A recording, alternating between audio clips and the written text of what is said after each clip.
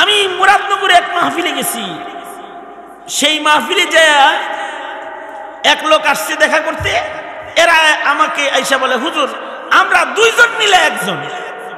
দুইজন মিলে একজন কেমনে? আমরা স্বামী স্ত্রী দুইজন একজন। ঠিকই তো আছে অর্ধাঙ্গ। না হুজুর এটা না, আমার বিবির জন্য একটু দোয়া করে। আমার দুইটা কিডনি বাদ হয়ে গেছে, আমার বউ একটা কিডনি আমারে দান করছে, হেয়ার কিডনি দিয়া আমি চলি, তার মানে আমরা দুইজনে মিলে একজনে হয়। ভালো কথা, জায়েজ না জায়েজ এটা না জিগাই কাটটা লাগায় যেহেতু ফালাইছে নি, তো কমাস কম এই কিডনি দিয়া চললে ফিরা কোনো গুণা খাতা করেন না, তাইলে গুণা নিয়ে আবার টানাটানি লেগে যাইব। একদল গুণাকে আপনার বোর আমল নামায় নিবেল লেগে চাইব, আর একদল গুণাকে আপনার আমল নামায় নিবেল লেগে চাইব। তখন দুজন বিপদে পড়লে দুজন আটকে যাইবেন জান্নাতে যাওয়ার পথে। বুঝি নাই আরে মিয়া আপনারে যে কিডনি দিছে, এই কিডনি দিয়া যদি আপনি চলেন আর কাউকে খুন করেন, এই কিডনি দিয়া যদি আপনি চলেন আর মদ খান, আপনি যদি কোনো ব্যভিচার করেন, আপনি যদি চুরি করেন, ডাকাতি করেন, এখন তো গুনাহ কোন জায়গায় যে উঠবো, কার আমল নামায় উঠবো, এটা নিয়ে তো একটা টানাটানি হওয়ার দশা হয়ে গেছে। যেমন মনে করেন চিকিৎসা বিজ্ঞান, এটা এখন সাকসেস যে একজনের চোখ খুলে আর একজনের চোখে লাগায়া দেয়, দিলেন লাগায়া দিয়া দিলেন নিজের চোখ আর একজনরে। হেই মিয়া যে এই চোখ দিয়া রাগের মাতালে বাইরে একজনরে গুলি করে মারছে, এই খুনের দায় ভার কার? এটা কি শুধু আপনার, নাকি যার চোখ তারও মাসালার পেস্ত লাগছে? আগ করে চায়ের চোখে লাগে নাই, লাগছে।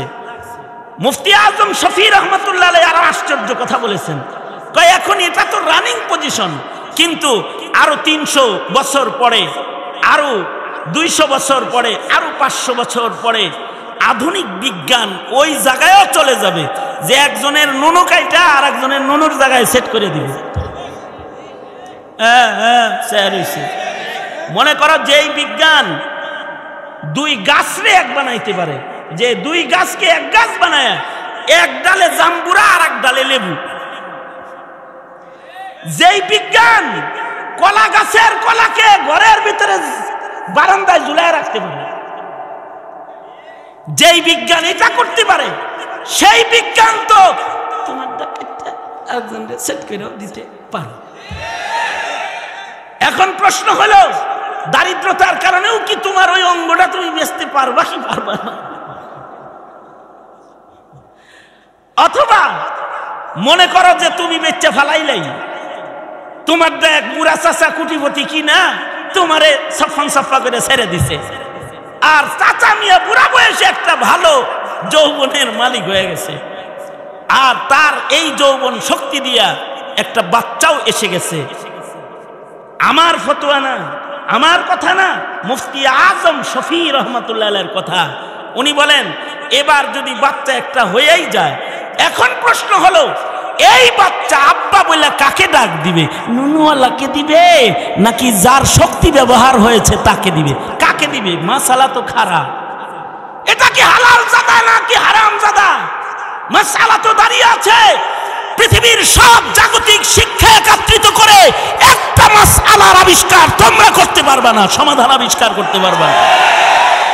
মুহতারাম হাজিরিন, এই পৃথিবীতে যেদিন থেকে মানুষের বসবাস শুরু হয়েছে, সেদিন থেকেই এই পৃথিবীতে ইলমি দ্বীনের চর্চা শুরু হয়েছে। পৃথিবীর প্রথম মানুষ ছিলেন আদম আলাইহিস সালাতু ওয়াস সালাম। এই পৃথিবীর প্রথম শিক্ষকও ছিলেন আদম আলাইহিস সালাতু ওয়াস সালাম, যিনি পয়গম্বর হয়ে প্রথম মানুষদেরকে ইলমি দ্বীন শিক্ষা দিয়েছেন। বাবা আদম যাতে করে মানুষদেরকে ইলম শিখাইতে পারেন, সেজন্য আল্লাহ তাআলা আসমানে মাদ্রাসা কায়েম করে নিজে শিক্ষক হয়ে বাবা আদমকে সকল প্রকারের ইলম আল্লাহ তাআলা শিক্ষা দিয়েছেন। আল্লামা আদম আল আসমা আকুল্লাহ। বাবা আদমের পরে আমাদের নবী পর্যন্ত যত পয়গম্বর দুনিয়াতে আসছেন, সকল নবীরাই আল্লাহ পাকের ছাত্র ছিলেন এবং সকল নবীরাই এই পৃথিবীতে শিক্ষক হয়ে আগমন করেছিলেন। এরই ধারাবাহিকতায় আমাদের নবীজিও শিক্ষক হয়ে আগমন করেছিলেন। নবীজি বলেন বুইসতু মুআল্লিমান, নবী বলেন আমিও শিক্ষক হিসেবেই এসেছি। নবীজিও ইলম নিয়ে আগমন করেছেন। সব নবীরা ইলম এবং ঈমান দুটি জিনিস নিয়ে আগমন করেছেন। যখন জাতি বেঈমান হতে শুরু করেছে তখন ঈমান নিয়ে এসেছেন। যখন জাতি ভ্রষ্ট হয়ে গেছে তখন জাতিকে আমল শিখাইতে, আমল করাইতে ইলম নিয়ে নবীরা আগমন করেছেন। আমাদের নবী আলাইহিস সালাতু ওয়াস সালামও ইলম নিয়ে আগমন করেছেন এবং আমাদের নবী আলাইহিস সালাতু ওয়াস সালাম ঈমান নিয়ে আগমন করেছেন। আমাদের নবী আলাইহিস সালাতু ওয়াস সালামকে আল্লাহ তাআলা কি পরিমাণে ইলম দান করেছেন। আমাদের নবীজিকে আল্লাহ তাআলা সকল প্রকারের পূর্বের পরের সব ইলম দান করেছেন। নবী বলেন উতিতু ইলমাল আউয়ালিন ওয়াল আখিরিন, আল্লাহ তাআলা আমাকে পূর্বের পরের সব ইলম দান করেছেন। অর্থাৎ সব নবীদেরকে যা দেয়া হয়েছে সব আমাদের নবীকে দিয়েছেন এবং আগামীতে পৃথিবীর যত মানুষ যত জ্ঞান অন্বেষণ করবে, মানুষকে যত ইলম দেয়া হবে, সব ইলম আমাদের নবীকে আল্লাহ তাআলা একাই দান করেছে। এই কারণেই কিয়ামত পর্যন্ত কোনো নবীর দরকার আর হবে না। আল্লাহু আকবার বলেন, জবান খুলে বলেন আল্লাহু আকবার। কিয়ামত পর্যন্ত আর কোনো নবীর জরুরত আছে দুনিয়াতে? আরো জোরে বলেন, আছে দুনিয়াতে? নাই। কিয়ামত পর্যন্ত আর কোনো নবীর জরুরত নাই। আমাদের নবীকে আল্লাহ তাআলা শেষ নবী বানাইছেন। মা কানা মুহাম্মাদুন আবা আহাদিম মির রিজালিকুম ওয়ালাকিন রাসূলুল্লাহ ওয়া খাতামান নাবিয়্যিন। নবীজি ব্যাখ্যা করে বলেন, আনা খাতামুন নাবিয়্যিন লা নাবিয়্যা বাদি আনাল আকিব খুতিমা বিয়ান নাবিয়্যুন। আমার দ্বারা আল্লাহ তাআলা নবীদের সিলসিলাকে শেষ করে দিয়েছে। আল্লাহর রাসূলকে দিয়ে আল্লাহ তাআলা নবীদের সিলসিলা শেষ করেছেন। কিয়ামত পর্যন্ত আর নবী আসবে না। তবে নবীর ইলম, যেটা নবী যা নিয়ে আসছেন, এইটা কিয়ামত পর্যন্ত থাকবে। রাখবেন কে? আরো আস্তে করে বলেন, আরেকটু আস্তে করে বলেন, জোরে আওয়াজ করে বলেন, রাখবেন কে? ইন্না নাহনু নাযালনা যিকরা ওয়া ইন্না লাহু লাহাফিজুন। এটাকে কিয়ামত পর্যন্ত হেফাজত করবেন স্বয়ং আল্লাহ নিজে। এবং আরো আশ্চর্য বিষয় হলো, পৃথিবীতে কিয়ামত পর্যন্ত যত সমস্যা আসবে, সমস্যা আসে না? যত সমস্যা কিয়ামত পর্যন্ত আসবে, ইসরাফিলের বাঁশি বাজার পূর্বেও যে সমস্যাটা আসবে, দাজ্জালের ফিতনার থেকে শুরু করে যত ভেজাল দুনিয়াতে ঘটবে, সব ভেজালের সমাধান নতুন নবী দিয়া করা লাগবে না। পুরাতন নবীর রেখে যাওয়া পুরাতন কোরআন, যেটা ১৫০০ বছর আগে নাজিল হয়েছে, সেটাই নতুন নতুন রূপে সকল নতুন সমস্যার সমাধান করবে। উদাহরণ কয়েকটা বলি, শোনেন আগে। যেই সমস্যাগুলো নবীর যুগে ঘটে নাই, ১০০ বছর পরে এসে ঘটছে, ৯৫ বছর পরে। যেমন দোনো হাত উপরে তোলেন, শুনতেছেন? সোজা করেন, নাড়াচাড়া দেন, মোট করেন, সারেন, আবার ধরেন, আবার সারেন। এক হাত নামান, আবার দুনো হাত উঠান, দুনো হাত নামান। জবান খুলেন, আওয়াজ করে বলেন সুবহানাল্লাহ, আওয়াজ করে বলেন আলহামদুলিল্লাহ, বলেন লা ইলাহা ইল্লাল্লাহ। আওয়াজ করে সকলে মিলে বলেন আল্লাহু আকবার। আল্লাহু আকবার যত আওয়াজ হয় তত শয়তান দূরে চলে যায়। আল্লাহু আকবার। আল্লাহু আকবারের আওয়াজ যত হয় তত ইসলামের দুশমনরা ভয় পায়। বলেন আল্লাহু আকবার। যত আল্লাহু আকবার জোরে হয় তত মুমিনের ঈমান বেড়ে যায়। বলেন আল্লাহু আকবার। মাশাআল্লাহ। এই একেবারে সিম্পল সিম্পল কয়েকটা কথা মুখস্থ থাকলে লাভ হবে। আপনি কারোর প্রশ্নের উত্তর দিতে পারবেন। যেমন কিছু সমস্যা আছে যা নবীর যুগে ঘটে নাই, এখন ঘটতেছে, অথবা ১০০০ বছর আগে ঘটেছে, অথবা ১৩০০ বছর আগে ঘটেছে। যেমন নবীজির যুগের ১০০ বছর পরে, ৯৫ বছর পরে একটা সমস্যা ঘটল। কি সমস্যা? উদাহরণ বলতেছি আমি। এক মহিলা, তার স্বামী তাকে রাগ করে বলল মহিলাকে যে তুমি যদি চাঁদের চাইতে সুন্দর না হও তাহলে তুমি তালাক। এই রকম কথা। যেমন আমাদের সমাজে এখন রাগ উঠলে বিবিরে যে কয় এইরকম কথা, এটা নবীর যুগে কোনো সাহাবী বলে নাই। হ্যাঁ, জেহার করেছে, কিন্তু এভাবে মা এরকম করেন নাই, বুঝলেন না? কিছু সমস্যা আছে যা নবীর যুগে ঘটে নাই। ওই রকম একটা সমস্যা হলো, নবীর যুগে কেউ নিজের বিবিকে বলে নাই তুমি যদি চাঁদের চাইতে সুন্দর না হও তুমি তালাক, এরকম কথা কোনো সাহাবী বলে নাই। কিন্তু 100 বছর পরে, 95 বছর পরে চাচায় চাচিকে বলে তুমি যদি চাঁদের চাইতে সুন্দর না হও তাহলে তুমি তালাক। এখন আকল বলে চাঁদ আলো আর চাচি কালো, আকল বলে তালাক হয়ে গেছে, জাগতিক জ্ঞান বলে তালাক হয়ে গেছে। চাচাও পেরেশান, এতদিনের সংসার ভাঙ্গা তছনছ হয়ে গেল রে, বাচ্চা কাচ্চা লইয়া যাইমু কই। রাস্তার ধারে কাঁদতেছে, আর ওই পথ দিয়া কোরআন জানে এমন ইমাম যায়, ইমামুনা ইমামুদ্দুনিয়া ইমামে আজম আবু হানিফা রহমাতুল্লাহ আলাইহি এই রাস্তা দিয়া হাইটা যাইতেছে। উনি চাচারে দেখে বলে চাচা কান্দেন কেন? বুড়া বুড়ির আলাপ তোমার কাছে কোন, তুমি কি বুঝো? কেন, কি সমস্যা? তালাক হয়ে গেছে আমগোর ভিতরে, দীর্ঘদিনের ভালোবাসার সংসার তছনছ হয়ে গেছে। কেমনে তালাক হয়েছে, কি হয়েছে? আমি বলছি তোমার চাচিকে তুমি যদি চাঁদের চাইতে সুন্দর না হও তাহলে তুমি তালাক। সবাই বলে তালাক হয়ে গেছে, কারণ তোমার চাচি তো জানোই দেখতে কালামার্কা। ইমামে আজম বলে কান্দাকাটির দরকার নাই, আমি নরমান ফতোয়া দিচ্ছি, কোরআনে আছে চাচি চাঁদের চাইতে সুন্দর, তালাক হয় নাই। কও কি তালাক হয় নাই? না না, তালাক হয় নাই, কোরআনে আছে। আল্লাহ তাআলা 4 জিনিসের কসম করে বলেছেন, তিনের কসম, জাইতুনের কসম, সিনিনের তুর পর্বতের কসম, বালাদে আমিনের কসম। মানুষকে আল্লাহ তাআলা সবচেয়ে সুন্দরতম অবয়ব দান করেছেন।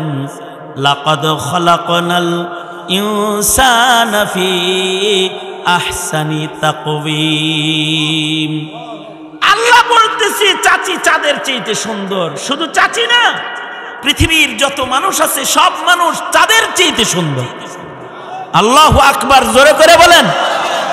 সমস্যা 100 বছর পরের, 95 বছর পরের সমাধান 100 বছর আগের। বাগদাদে নবীর যুগের 400 বছর পরের ঘটনা, নবীর যুগের 400 বছর পরের ঘটনা।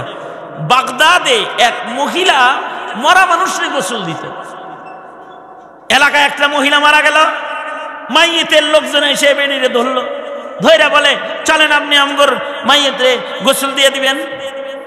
সমস্যা হইল মহিলা যাইতেও তৈয়ার, কিন্তু মহিলার ঋতুস্রাব চলছে, মাসিকের হালতে আছে, হালতে হায়েজে আছে। প্রশ্ন হলো নিজেই নাপাক, আর একজনকে পবিত্র কইরা গোসল দিয়া পাক কাপড় পরায়া পাক জান্নাতের পথে উঠাইয়া দেওয়ার মতো যোগ্যতা কি নাপাক বদনওয়ালা কারোর আছে না নাই? এটা তার মাথার ভেতরে টুকাইতেছে। জাগতিক কোনো বুদ্ধি, জাগতিক কোনো শিক্ষা এর সমাধান দিতে পারবে না। মহিলা সমাধান নিতে মাদ্রাসায় চলে গেছে, যায়া কয়েকজন মৌলভী সাহেবের লগে দেখা হয়েছে। যা বলে হুজুররা একটা মাসলা জানার লেগে আইছি। কি মাসআলা? কয় মাসআলা হলো আমাদের এলাকায় মানুষ মরছে, আমি মরা মানুষের গোসল ভালো পারি, কিন্তু আমি হালতে হায়েজে আছি। হালতে হায়েজে কি মরা মানুষের গোসল দেওয়া জায়েজ আছে নি? এই জন্য জানতে আইছি। মৌলবীরা কয় এই মাসালা কি আমরা জানি নাকি? আমরা কি মুফতি সাহেব নাকি? আমরা সাধারণ মানুষ, আমরা তলবে ইলম মানুষ, লেখাপড়া করি। মাসআলা যদি নিতে হয় ফতোয়া, তাইলে বড় মুফতি সাহেবের কাছে যান। বড় মুফতি সাহেবের কাছে গেলে বড় মুফতি সাহেব বলে দিবি। মাদ্রাসার বড় হুজুর যিনি তার কাছে গেছে, যা বলে হুজুর হায়াজের হালতে কি মৃত মাইয়িতরে গোসল দেওয়া যায়? হুজুর বলে যাও দিতে পারবা, যাও গা। মহিলা হাঁটা দিছে, রাস্তার থেকে ছাত্ররা ধরে কই যান, নিজের বাড়ি যান নাকি মাইয়িতের বাড়িতে যান? গোসল দিতে যাই, জায়েজ আসেনি? হ্যাঁ হুজুর বলল জায়েজ আছে। ছাত্ররা কয় দলিল কি? কোন দলিলের ভিত্তিতে জায়েজ আছে? মহিলা কয় আমি উম্মি মানুষ, মোল্লা মুন্সির উপরে আমার আকীদা আছে, বিশ্বাস আছে। একজন আলেম মাসআলা বলেছে, আমার এত প্রশ্ন তো নাই, তুঙ্গর যত আছে। হুজুর বলছে জায়েজ আছে, আমি যাইতেছি। তারপরেও দলিলটা যদি জান না যান তাহলে ভালো হয়, কারণ হলো লোকে জিগাইলে একটা কিছু বলতে পারবেন। মহিলা ফেরত গেছে। মুসা নবী যেরকম আমাদের নবীরা আবার উপরে পাঠাইছে, এরা দইরা হে মহিলারে আবার মুফতি সাহেবের কাছে পাঠাই দিচ্ছে। মুফতি সাহেব রেজা বলে, মুফতি সাহেব মাসিকের হালতে মরা মানুষ গোসল দেওয়া যাবে, এই কথাটা দলিল কি? তুমি বেডি মানুষ দলিল খুঁজো কেন? কেউ যদি জিগায় তাহলে বইল দলিল বুখারী শরীফের ভিতরে আছে। বুখারী শরীফ হলো আসাহুল কুতুবি বাদা কিতাবিল্লাহ, এইটার নাম বললেই তো সবাই চিনে। বুখারী শরীফ যখন বলছে ছাত্ররাও খুশি হয়েছে, ভিডিও চলে গেছে, ছাত্ররা এবার বুখারী খুইলা কোন জায়গায় দলিল আছে এইটা তালাশ করতেছে। কিন্তু মাইয়িতের গোসলের অধ্যায়, নবীজির গোসলের অধ্যায় কত কিছু খুঁজবার লাগছে, কিন্তু এই ইবারত খুঁজে পায় না যে হালতে হায়েজে মরা মানুষরে গোসল দেওয়া জায়েজ আছে, এ খুঁজে পাইতেছে। ছাত্ররা পেরেশান, বুখারীর কোনো জায়গায় নাই। হুজুর বলে দিল বুখারী শরীফে আছে। ছাত্ররা সবে মিলে উস্তাদের কাছে যায়, বলে উস্তাদজি হালতে হায়েজে মরা মানুষ গোসল দেওয়া যায়, এ কথা বুখারী শরীফে আছে, দলিল বলে দিলেন। মাইকলা কিন্তু মুসরামসরি শুরু করছে কেবল উনি বেশি সুন্দর বানানোর জন্য। আগে যেরকম ছিল এরকম ব্যাখ্যা তুই ওয়াজ শুন মুসরামসরি বাদ দিয়ে। তা ইকো দিছে না? আমি বয়ান করুন না কিন্তু জামুগা, ডিস্টার্ব দিবি জামুগা। আমার যেখানে দাওয়াত সেখানেই যেতে পারিনি, এখানে আসছি হইল একটা ওজরে মাকুলের কারণে আসছি। তা খুঁজে পায় না। ছাত্ররা কয়ে হুজুর দলিলটা কোথায় আছে, খুঁজে তো পাই না। উস্তাদ বলে সব কিছু উপরে থাকে না, কিছু ভিতরে থাকে। পানির উপরে সব থাকে না, ডুবুরি দিয়ে কিছু বাইর করতে হয়, নিচে থাকে। মাটির উপরে সব থাকে না, কিছু আছে বিজ্ঞানী দিয়ে মাটির নিচ থেকে বাইর করা লাগে। তেল গ্যাস বাইর করে, লাঙ্গলের ফাল দিয়ে তেল বাইর করানো যায় না, গ্যাস বাইর করানো যায় না। ওটা বাইর করতে বিজ্ঞানী লাগে। সব মাসলা উপরে চাও কেন, এটা ভিতরে আছে, ভিতরে আছে। এটা তুমি পাইবা কই থেকে? তোমার কাছে কি ওই ইলম আছে যা দিয়ে মাসআলা বাইর করা যায়? এটা হুজুর বুঝায় বলে দেন রাগনকে। আল্লাহর রাসূল সাল্লাল্লাহু আলাইহি ওয়াসাল্লাম নবীজি হালতে ইতিকাফে মসজিদে যখন ইতিকাফ করেছেন, কখনো কখনো আল্লাহর রাসূল মসজিদের ভেতর থেকে ইতিকাফের হালতে নিজের সর মুবারক মাথা মসজিদে নববীর জানালা দিয়া হুজরায়ে আয়েশায় বাইর করে দিছেন। আর উম্মুল মুমিনিন হযরত আয়েশা সিদ্দিকা মিনসের হালতে নবীর মাথা ধৌত করে সুন্দর করে মুইছা দিছেন। হায়েজের হালতে যদি সাইয়্যিদুল মুরসালিন নবীর মাথা ধোয়া যায় তাহলে মরা মানুষের দাম বুঝি নবীর মাথার চাইতে বেশি হয়ে গেছে। নবীর একটা আমল হাজারো প্রশ্নের জবাব। যদি দুইলে নাপাক হয়ে যাইত হাত লাগলে, তাহলে মহিলারা রান্না বাড়া করতে পারতো না হায়েজের হালতে। বাড়িতে যদি মহিলাদের ঋতুস্রাব হইতো তাই হোটেলে যায় খাইতেন মিয়া। কাপড় ধুইতে পারতো না, ঘর দুয়ারে কোনো কাজ করতে পারতো না, ওটা আলাদা হুকুম। ওই নাপাক ভিতরের নাপাক, ওটা হাতের উপরের নাপাক না। হাতের উপরের নাপাক হইলে নবী পাকের সার মুবারক ধুইতে পারতো না।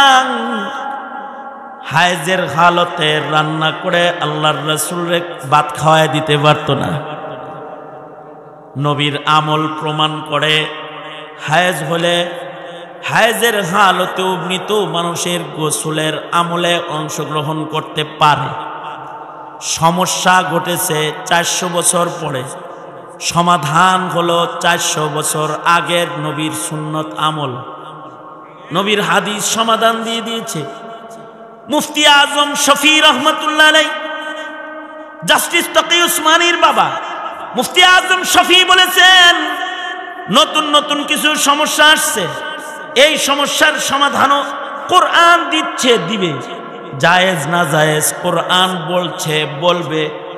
এমনকি ইসরাফিলের বাঁশি পর্যন্ত যত সমস্যা আসবে, ফিহি শিফাউন, এর ভেতরে সব সমস্যার শিফা আছে। অনুনাজ্জিলু মিনাল কোরআনি মা হুয়া শিফাউন ওয়া রাহমাতুল লিল মুমিনিন। কিয়ামত পর্যন্ত মানুষের সকল সমস্যার সমাধান কোরআন দিবে। মুফতি আজম বলেন, জায়েজ না জায়েজ কোরআন হাদিস বলে দিবে। যদি কোরআন হাদিসের জায়েজ না জায়েজ কেউ তাকায় না দেখে, তাহলে অন্যায়ের সয়লাব বয়ে যাবে। যেমন উদাহরণস্বরূপ, নতুন চিকিৎসা বিজ্ঞান উন্নতির ছোঁয়া লেগেছে।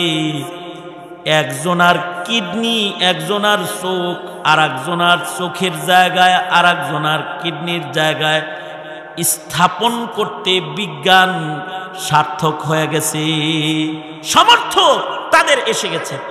এ কারণেই কিডনি পাল্টায়, কিডনি পাল্টায়। একজনার কিডনি আর একজনার দেহের ভেতরে স্থাপন করে, একজনার দেহের রক্ত আর একজনার দেহে গ্রুপ মিলায় দিয়ে দেয়, একজনার চোখ খুলে আর একজনার চোখে লাগায় দেয়। কথা হলো, রক্ত দেওয়া জায়েজ আছে কি আছে না, সমাধান কোরআন দিবে। কিডনি দেওয়া জায়েজ না না জায়েজ, সমাধান কোরআন বলবে।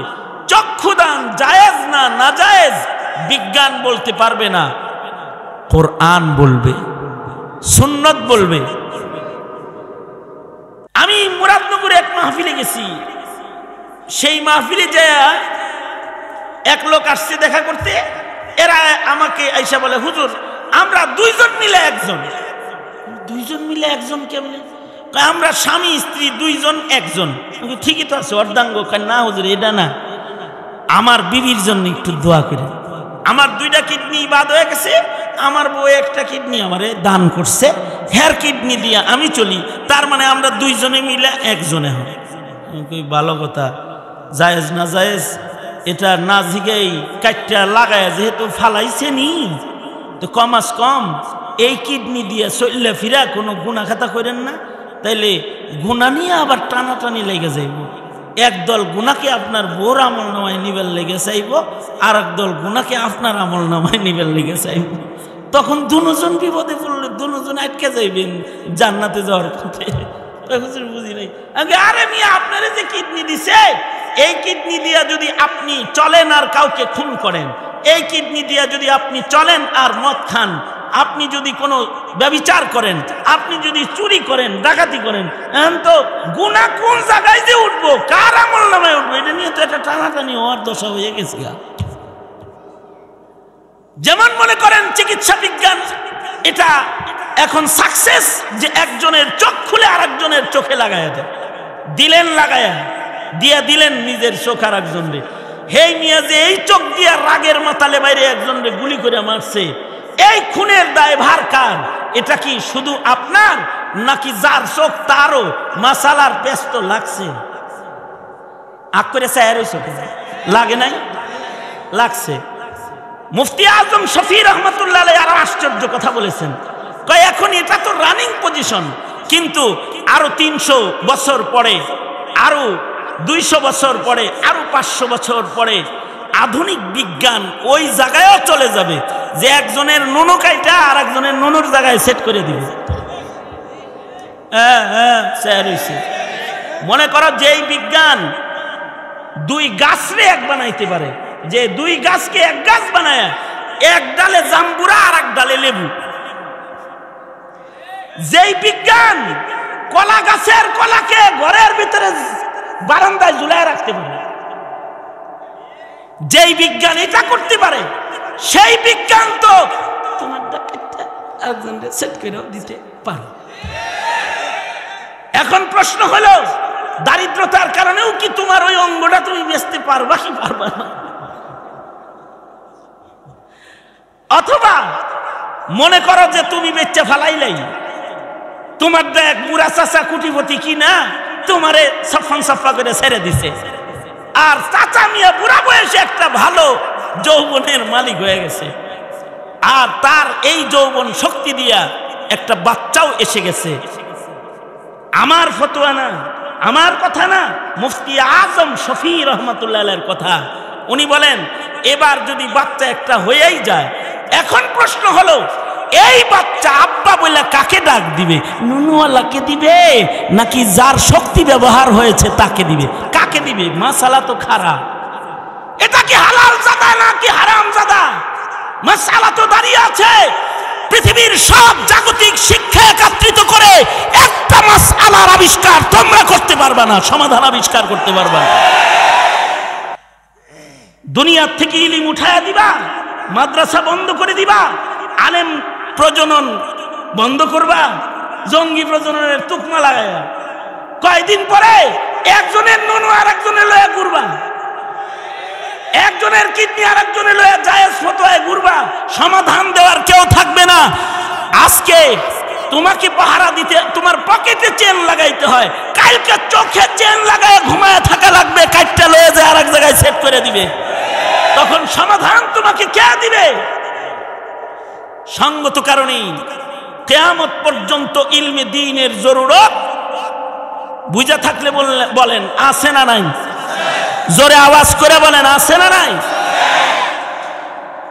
এখন ইলমে দ্বীনের জরুরত নাই বলে এবার ঢোল তবলার জরুরত আছে এটা বলে মাদ্রাসার শিক্ষা সিলেবাসের ভেতরে ঢোল তবলা হারমোনি ঢুকে গেছে, আর স্কুল কলেজের ভেতরে ট্রান্সজেন্ডার আর ডারউইনের মতবাদ আর নষ্টামি আর ভষ্টামি ঢুকেছে।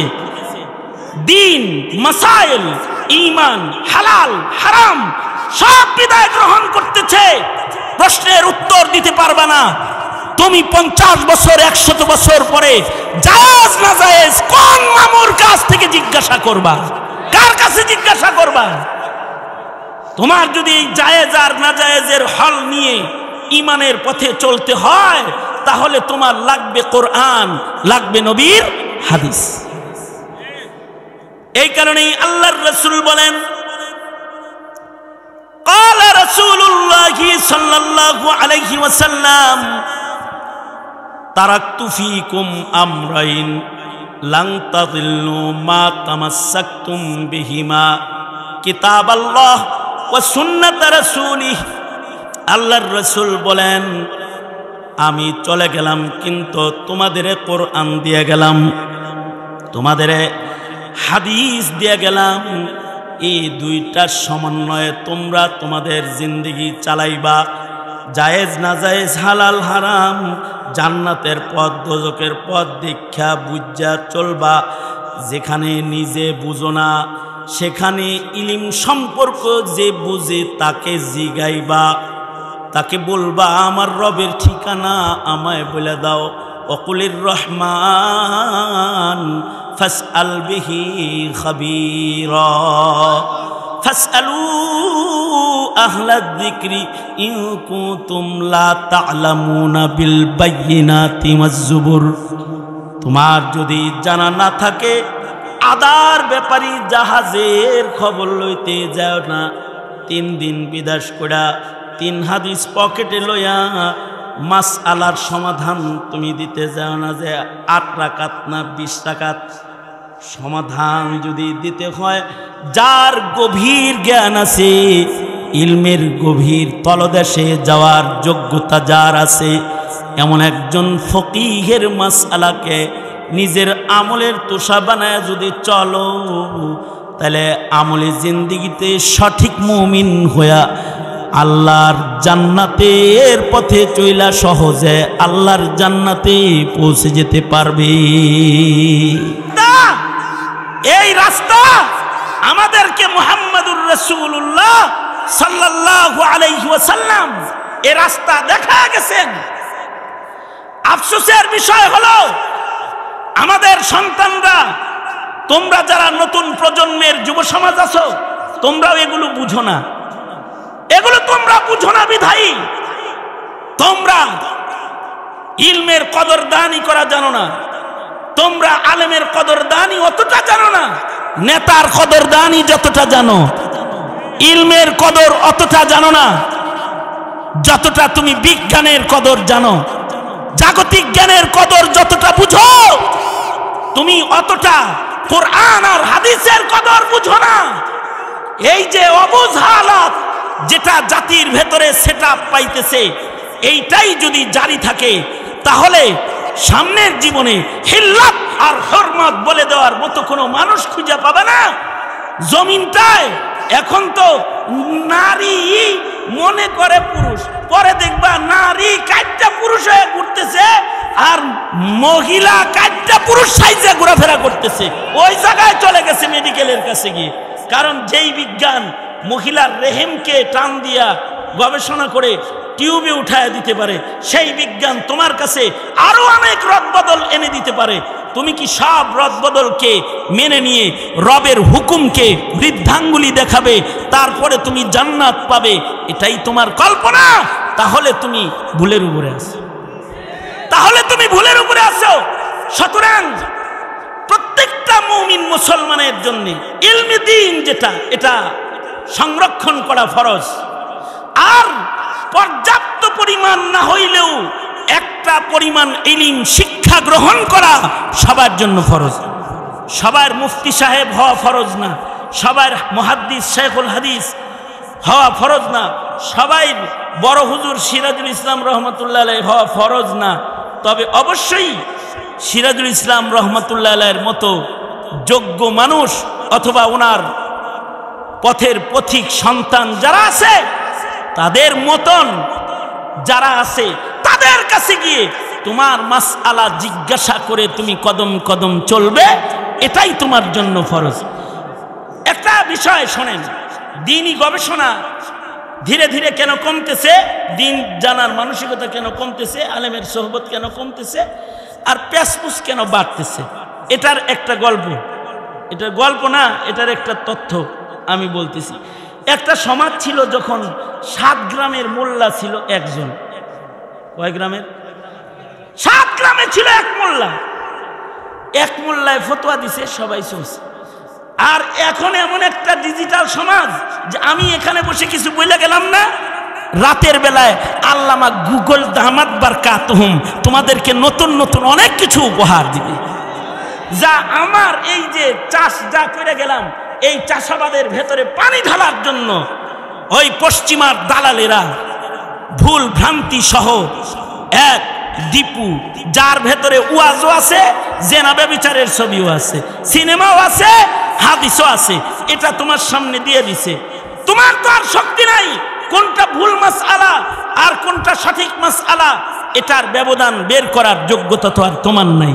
কিন্তু তোমার সামনে তো গুগল সাহেব এসে এমন প্যাচ লাগাইছে যে প্যাচ দিয়া সমাজের ভেতরে ধীরে ধীরে ইখতিলাফ আর দূরত্ব বাড়াই চলেছে, বেড়েই চলেছে।